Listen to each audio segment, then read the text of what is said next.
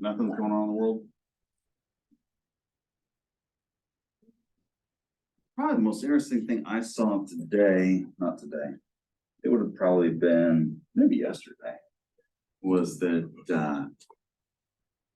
there's starting to be more conjecture related to it's not giving me any sound. Why is that not giving me any sound? No, you're good.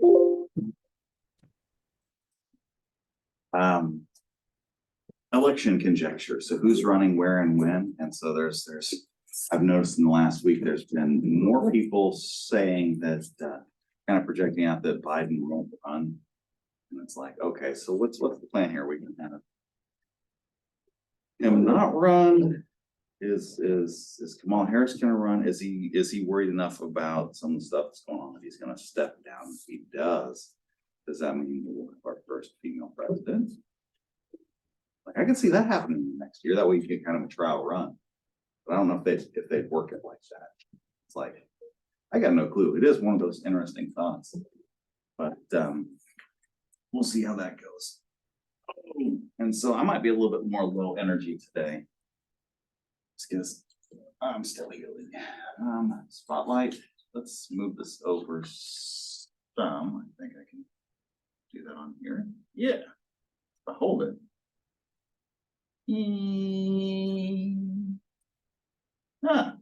It's not as laggy today.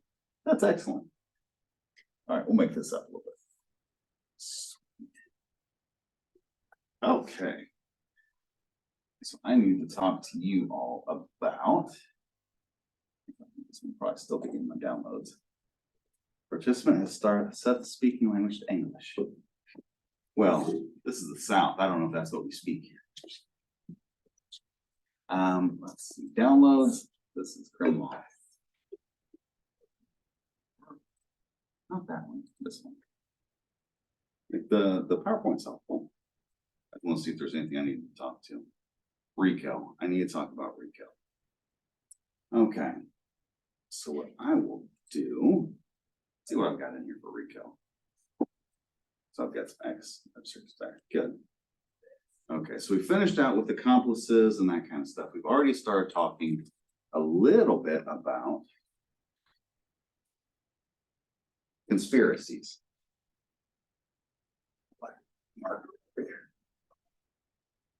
All right.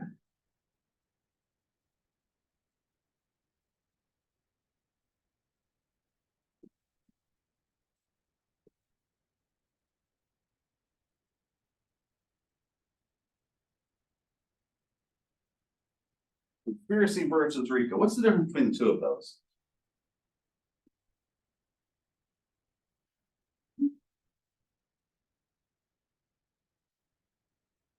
The most beneficial thing that this can do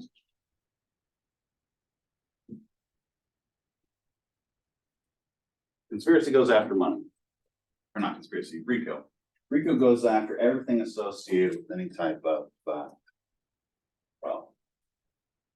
let's say conspiracy, but trades, enterprises, all kinds of stuff like that, racketeering. So just like with conspiracy, how you can be charged for things you didn't do, for entering into an agreement and someone else doing something. Rico is much the same way, except for what it allows for is money. It's about money. It mentions here, income, use of income derived from pattern racketeering require interest in enterprise. So what it is they're playing with the money, making up conspiracies, that kind of things, to gain control. It's all about money. If you go after the money, guess what? They're no longer functional. Whatever it was they were trying to do won't work. And just like with conspiracy, anything done in furtherance of it can be held to everyone. There. Here's use of income, acquiring, maintaining interest in an enterprise through a pattern of racketeering activity, conducting and participating in enterprise affairs through patterns. So racketeering and conspiring to commit these. Let me get the actual RICO statute. Makes a little bit more sense. Make that a little bit bigger. I forgot that it does that. Let's just make it bigger. Move that out of the way. There we go.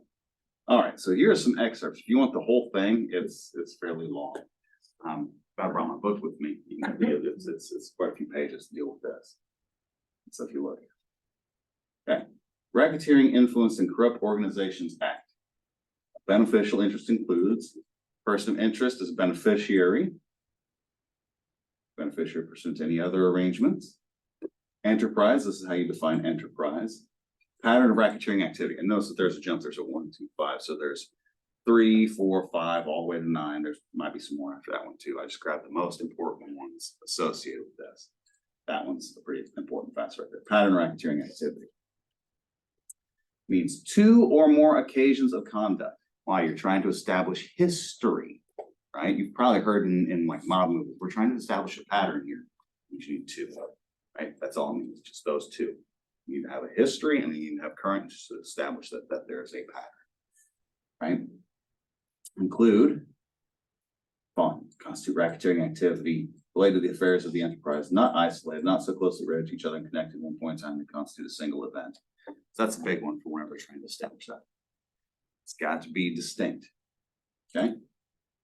Also needs to occur before 1988. That's less of a problem. All right. Last occasion conduct within 3 years. So it needs to be over 3 years, excluding any period of imprisonment. And then section 1403, you must have committed felony. You must have committed a felony. And it starts talking about who the principal is and that kind of stuff. So there's more to it than that. Mainly, like I said, this thing is, since it's aimed at organizations, basically organized crime, you're going after the money because that is the lifeblood of all organizations. It's less than I've mentioned. Anytime organizations come up, it's like, yeah, money is their blood, right? If you want to stop an organization, bleed it to death. Like you can do that with people too. Like I don't mean literally, you mean you do it literally too. That's a different story though. All right. I think that basically wraps up that chapter for what we need to talk about there. RICO, useful. Where it's complex, the definitions there, what actually constitutes those types of things, that kind of stuff. You know, what is racketeering? Any definitions I need to focus on here. RICO, no, organized crime. That's enough of that. So I'll bring up the next. The next one, I'm going to ask you all a question. Open this up. No, this one back here. Okay.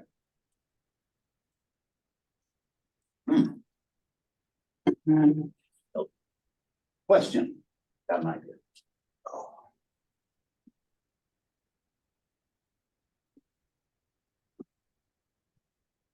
Okay. We can come at this 2 different ways. Download. Maybe it popped up in this thing over here. Yeah.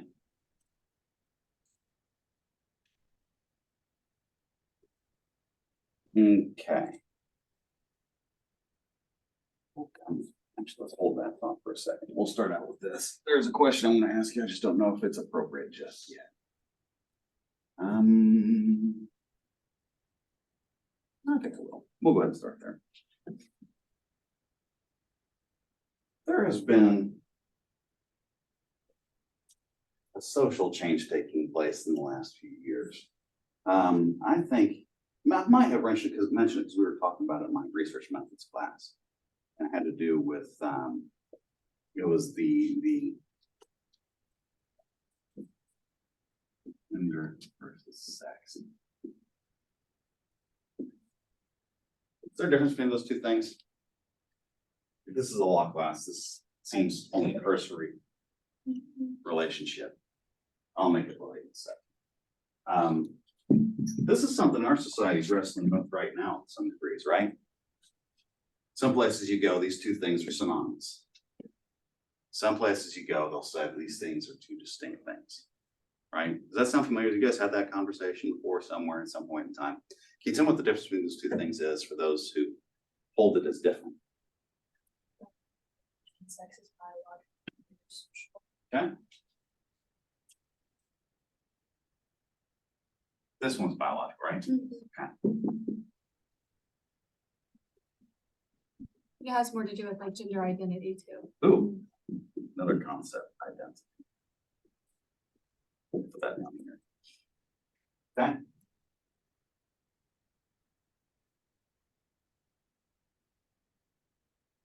Or we're having a really, really, really, really difficult time with this right now, and where it does intersect with this class is, um.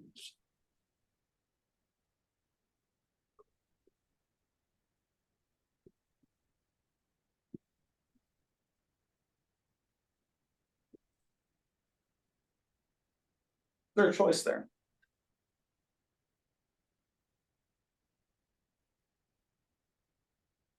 This one's biological, this one's social. There's a choice here. Yes. To some degree, right? People will say it's different, right? Some people say it's like, nah, this is the way I am. Some people say, well, some people say that, yeah, there's a choice there. And at least to some degree, there is definitely one here, how you present yourself. What box you place yourself in. That's probably the best way to say it, right? Everyone categorizes things with all these boxes. Okay. Next question.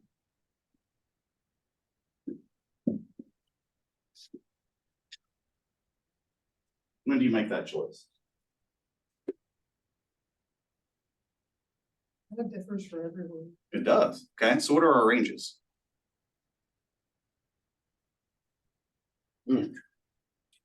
We'll start this end. So what's the oldest? Any age. I need a number. People start thinking about it. Okay, so we got a lower threshold somewhere. We're starting to think about that one. Puberty. Me and my wife were debating kids' names. There was a name I like to float around. It always gets shut down really, really hard.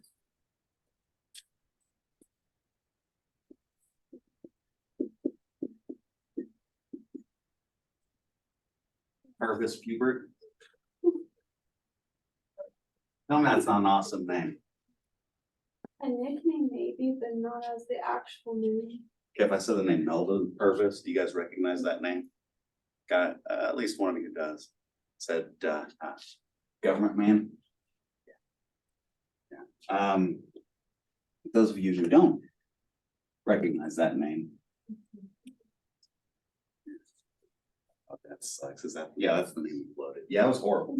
It was horrible. I love it every time. Okay. Puberty, somewhere around here is our lower threshold. Our oldest threshold is like, okay, well, what's the oldest person that we know who is, I guess doesn't have this traditional relationship between these two things. You're talking about old. I like your answer. It's like, yeah, any age really? It's like, yeah. You know, there is no real upper limit here. To some degree, right? Where we're struggling with this as a society is right here. How young? So how young? How young should we let children pick this? I'm way off on a wild tangent. I'll make it a little related in a second. You guys have a lower threshold where what's acceptable, what isn't, okay? Acceptable for identity? We can say, we'll say actual gender. Actually, no, we'll do both. We'll just real quick though, ID versus actual identified gender, okay? Yeah, okay, so this one may have physical changes. This one may just be visual. Okay. So puberty. 15. That's an okay age? About 13. Yeah. 11.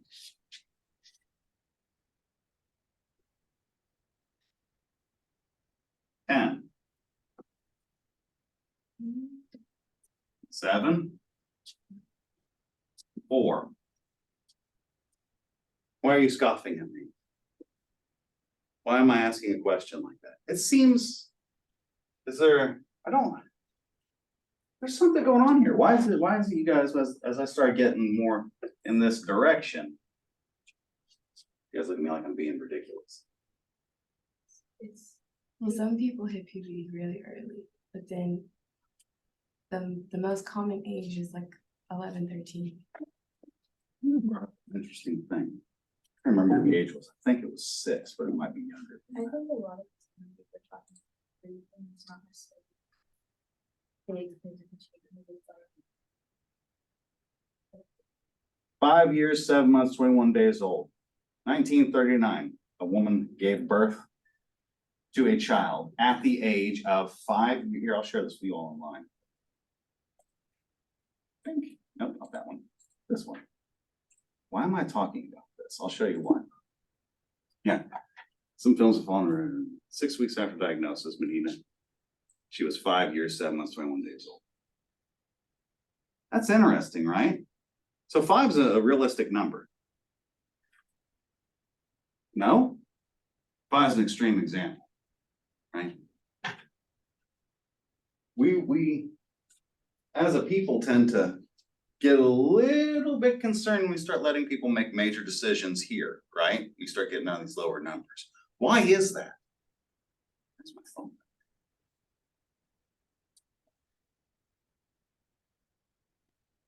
That's enough of me to stay. Their brains aren't fully developed. Okay.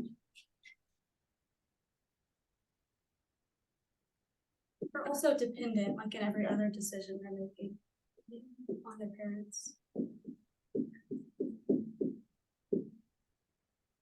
Dependence, what else? But are we still depending on our parents when we're 13? When we hit puberty? That's true. It's true. I could have very easily asked this question, because this is the question I'm getting at. This was like a by proxy, see if you guys would get, if you'd get nervous and not want to talk, if you guys were talkative or not talkative, I was kind of gauging. Really what I'm asking is this question.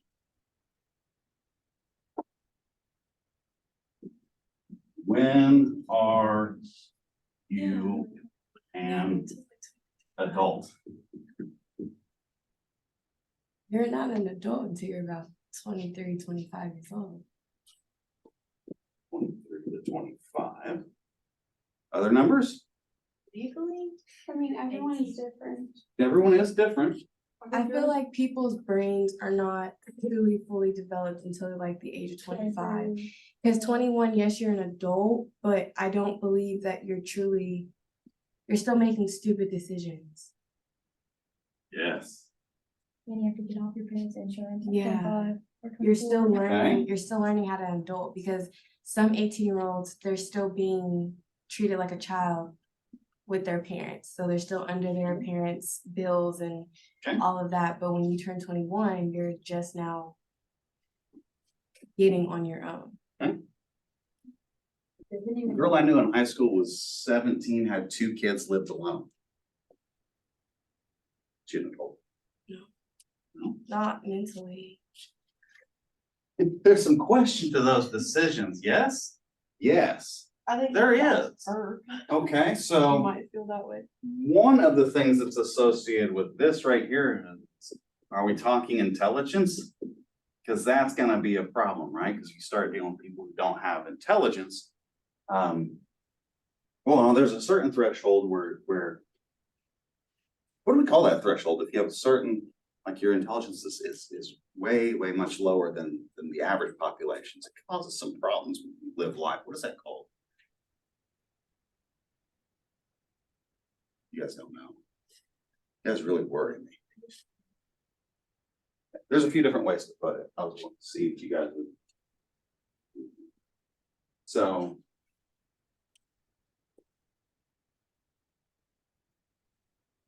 I was wanting to see if any of you can throw that word around. I asked you last time if you guys felt free to speak. I just didn't know. That's the one that gets thrown around. It's like, are you comfortable with, does that word come out? That kind of thing. Really what I'm talking about isn't this so much as it is. Yeah, that's nice. Once you get below a certain threshold, your ability to make decisions changes, right? When we're talking about elements of law, we're talking about, okay, murder, there's a dead body, right? I did something to produce that dead body. I was in a certain frame of mind when I produced dead body, right? I killed somebody. How was I thinking? Right? This is a big problem with that, right?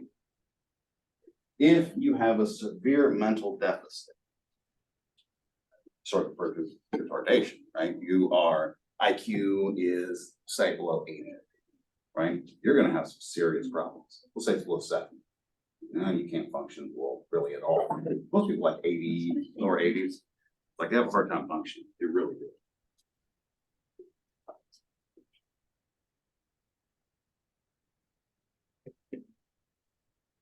The weight that we give their decisions changes, doesn't it? Ooh, what's this? Some people's situation living on just in the early age, difficulty in maturity. They can. Ask me about the second time I was homeless. Yeah, it's like different experience than the first time. First time was horrible. There's some adjusting. Second time was like, I can handle this. That kind of thing. Life situations do change things. What I'm getting at is, okay, legally you are an adult at what age in this country? 18. At that point in time, if you want to go sign up for the military, you can go do that, right? You can go sign up for a job that can get you killed. It's like you can do that too. Look at logging, right? You'll die. No, not everyone will, but there are some people who will. Go out. Good time. You can do that right here at this age. Right? Why are you shaking your head no? You can't really have a 21 legal time. 21, what the hell are you talking about? Okay, alcohol, right? And die at 18. Yeah, we can put you to death. We can put you in a situation where you will die. But that alcohol's bad stuff. Tobacco, 21. You know, I remember whenever it did. It's almost like you guys aren't nearly as mature as I was at your age. And it's like, that's bullshit. But what's happening here is they're shifting away responsibility, right? If you're not responsible for your actions, guess what? We don't have to worry about crime so much. We also don't have to worry about you having freedom because it won't happen. Right, so this is one of those things right there. Isn't there talk about trying to shift the voting age up to right now? Yes, at the same time we're doing this, there's talk, we need to move voting to 16. Oh, I was talking about up. Oh, up? They don't want- California wants to do that. There are some states that are trying to shift it Yeah, older. there are some. I don't think that's very far. Yeah, there are some states that are pushing for this. They did just 3 years ago. Why? I don't think that's a smart idea. Because you get more votes. You get more votes, more people, more power. So any state, the number of if you look at like, when you're looking at the president stuff, electoral college, or whether you look at senators, not senators, but congresspersons. Those are based on population. The more people I've got in the population, the better it looks. The more people I got voting, the more power I have, right?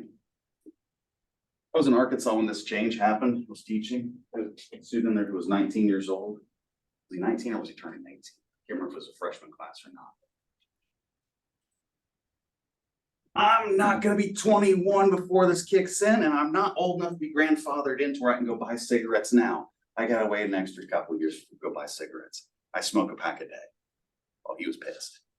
It's like, yeah, you're a kid. You don't get to grow up. You stay here. Right? So we'll have that conversation at the same time we're having that one about sex and gender. The reason why I brought that one up, the word is infancy. The understanding is that when you're young, you don't know as much. You need time to learn things to be able to fully understand the gravity of our actions with everything, right? At a certain age, that's whenever you fall into the purview of the criminal justice system. If you're, it varies a little bit by state, but let's say 7 years old. You purposefully blow up your house with everyone inside of it. Are you facing criminal charges? No. Right? You purposely murder someone at 14. How does that look compared to you purposely murder someone at 18, at 21, right? It's a whole phrase, we put the kid gloves on or take the kid gloves off. Why? You're dealing with people who don't understand, right? That's why I hate this. 18 to 21, can't buy guns at 18, can't smoke cigarettes, you can't drink alcohol, but you can't rent a car. It's like, are you really a damn adult? I remember being your age, it's like, or actually it was like, this was probably a big one. This one was a big one for renting a car, I think, so this at that point in time. It's like, hell, am I really an adult? When do I get to have this responsibility for these decisions? And they're saying, these are no guns. No, you're a danger to other people. You can wreck your life though if you're not careful with this at 5, 6, 7, 14. For some reason, the whole defense, infancy, you are too young to understand the gravity of your actions is lost when it comes to this topic. I don't understand it.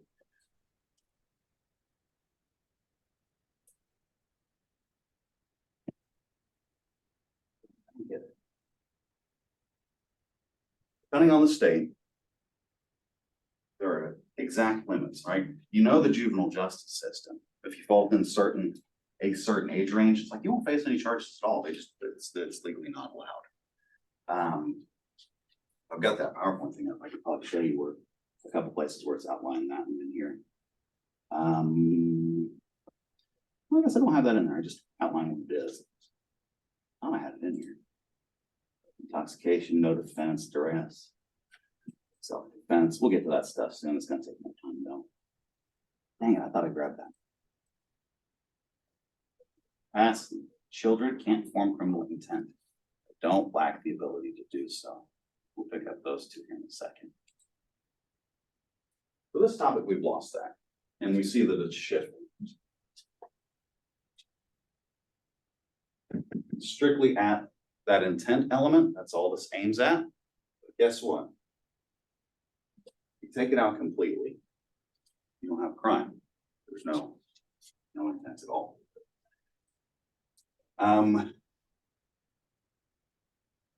That's the one that troubles me, because that's the one where there's a lot of change moving.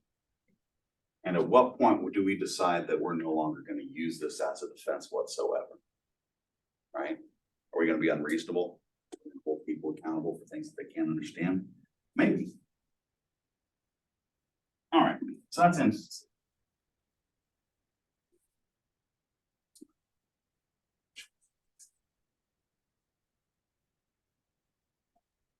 The rest are necessity just yet. We'll come back to that one. Intelligence and insanity defenses. So you got mental illness, and then you have cognitive deficits. Those are both defenses. I'm getting those yet, or do we want to talk necessity and duress? Which one do you want to talk about? You want to talk about an inability to grasp what you're doing, or you want to talk about being forced into situations? Okay, we'll do force since you guys are so pushy today. All right. Okay. Have any of you been in a situation where you've done something criminal, but you had no choice? No. Okay. Surprising. You'd be stolen for food. Okay.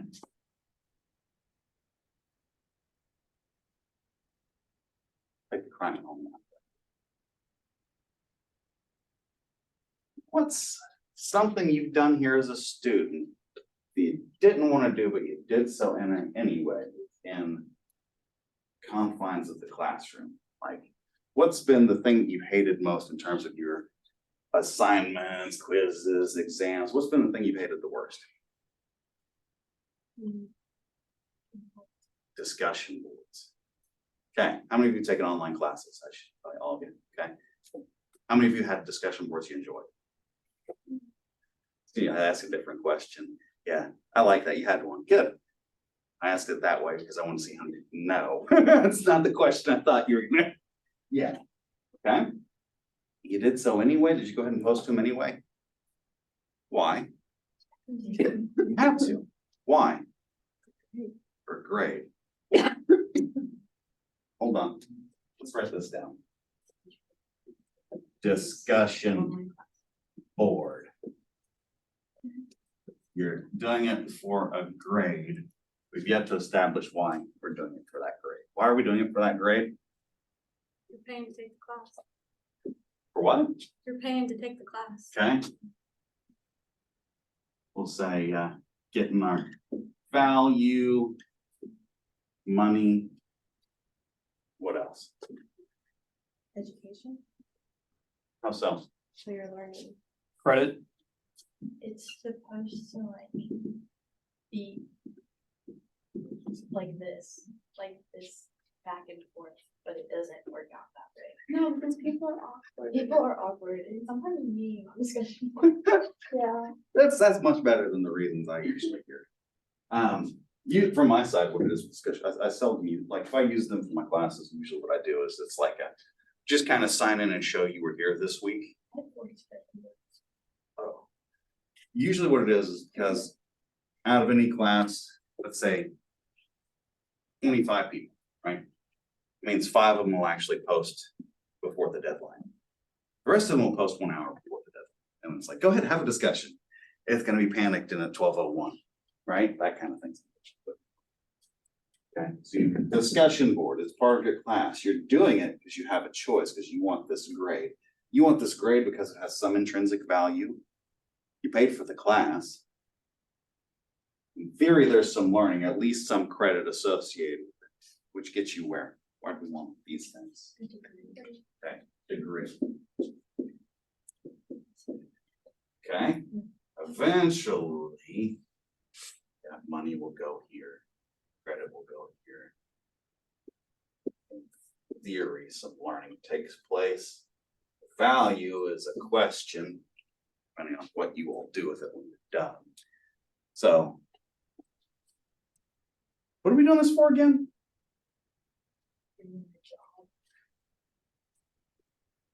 Job.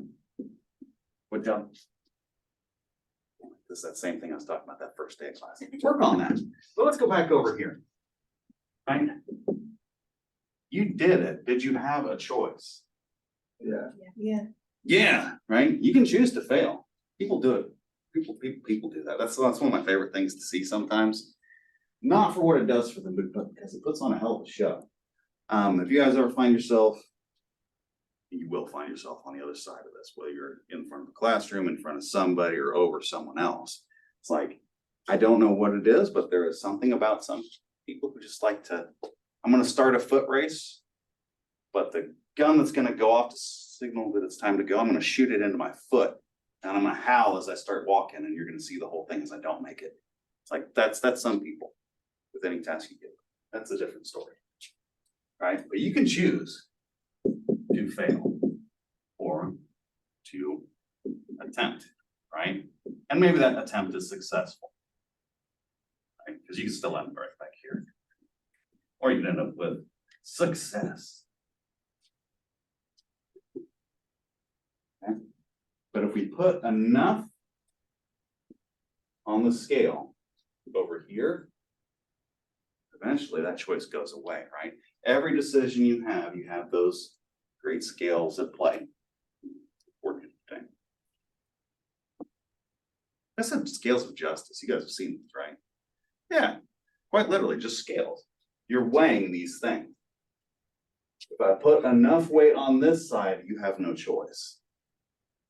What that might look like, okay? Pretty straightforward if I said, okay.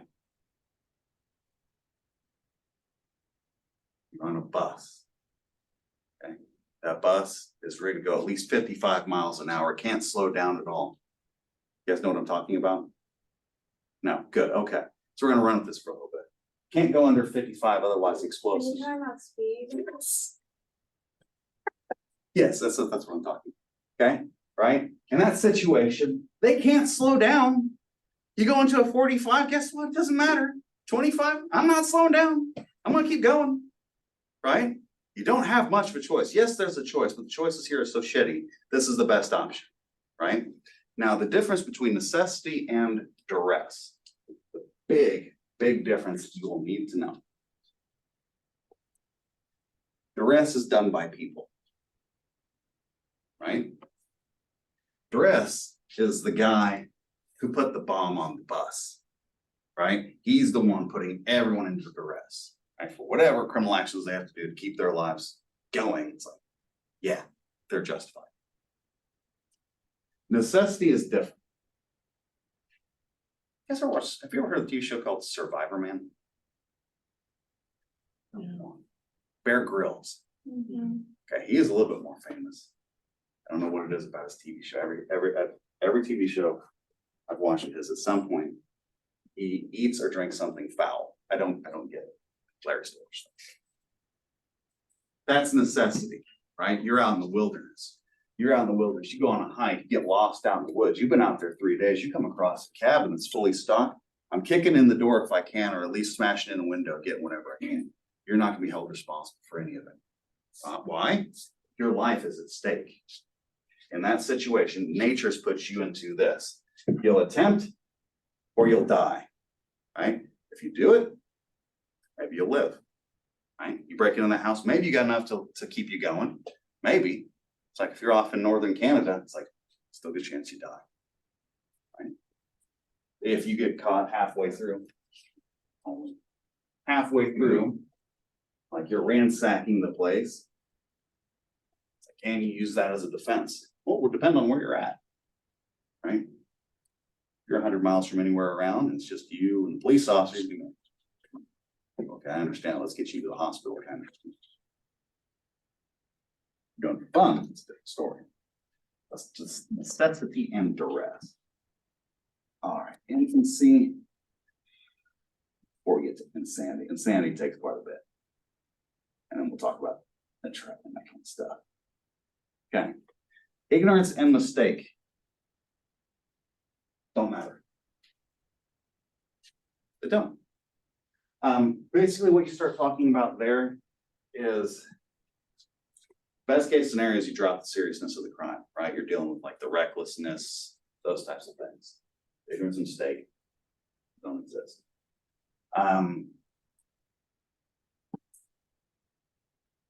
About the only place where I'd really cross-reference this is when we were talking about limitations on law, right? They have to give notice that there's been a change to laws. And that's how they kind of address the ignorance side of things. So it'll be public notices, that kind of stuff. But generally, doesn't matter. There's a statute. If you spit on the sidewalk, you're gonna get fined $150, right? You don't have to know about it. You spit on the sidewalk, you do that, you're getting that fine. And that's just the way that goes. Anything else I need to tell you? We're gonna save the defense, that one for next time, insanity. Maybe we'll talk about one of these two. Okay, so diminished capacity we've already kind of talked about. That's just gonna deal with the degree, the severity of the illness the person has, what kind of limited capacity are they dealing with? What kind of other health issues are they dealing with, mental health issues? That will get it cut down a little bit. Then you're dealing with intent. Traumatism. That one's kind of a fun one because that one's been growing in the last couple decades.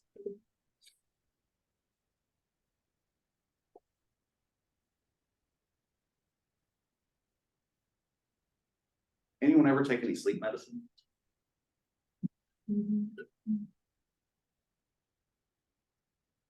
Okay. You don't have to answer this question, but do such medicines cause side effects?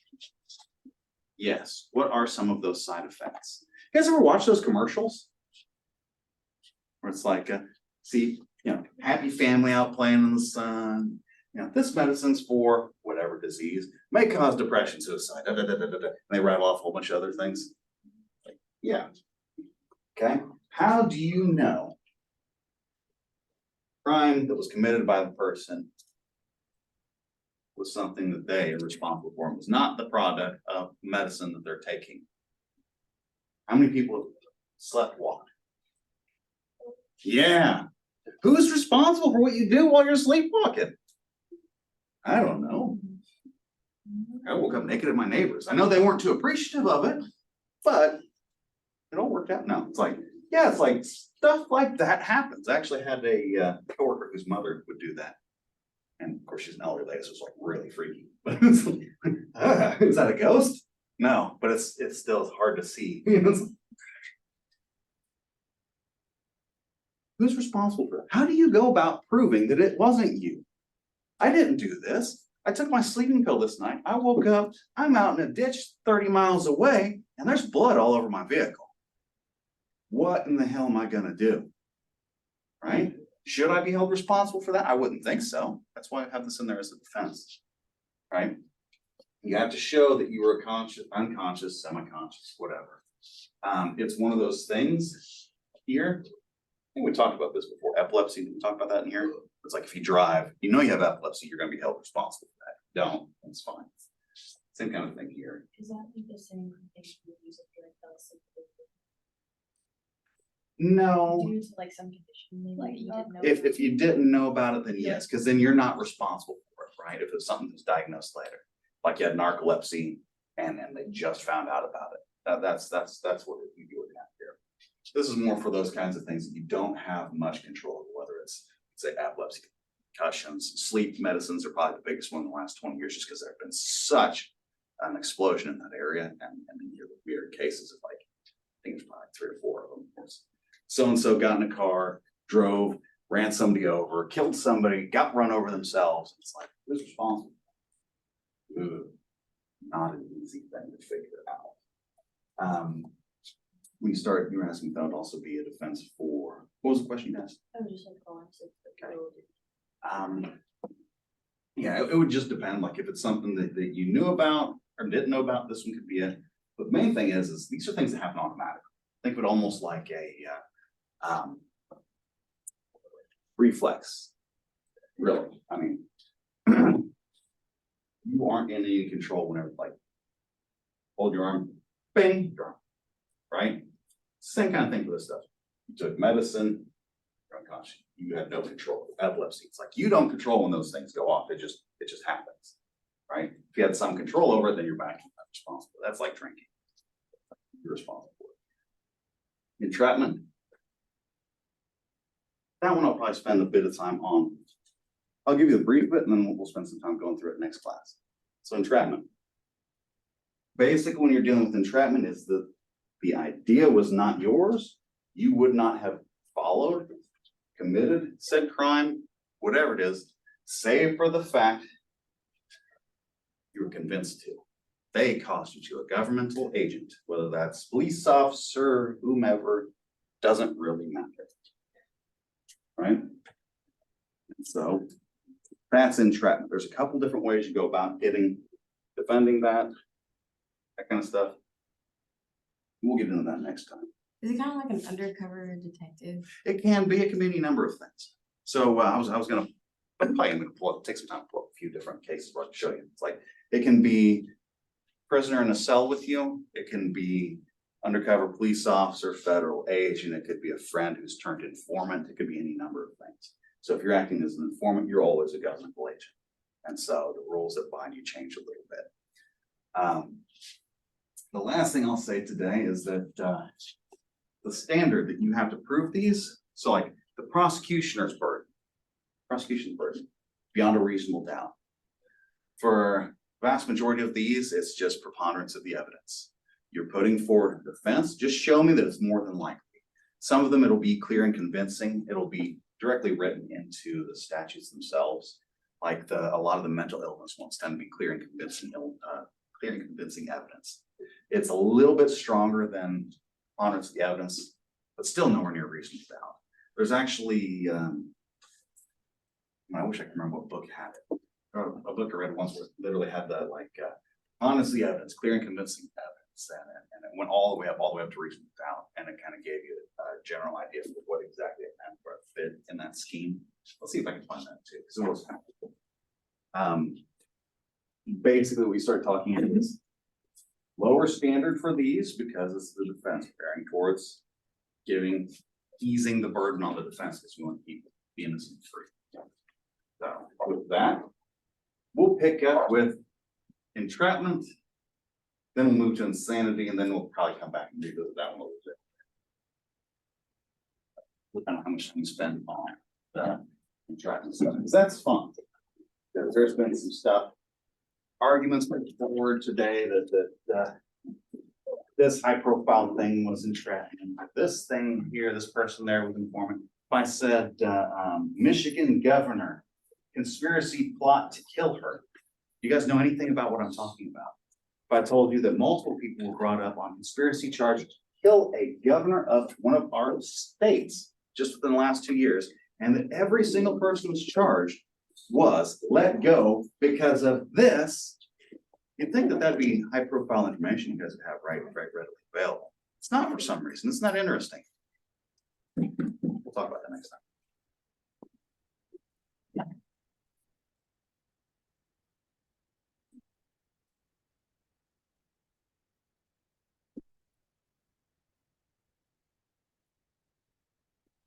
All right.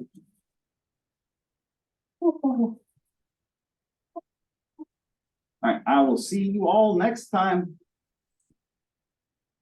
See ya. Alrighty.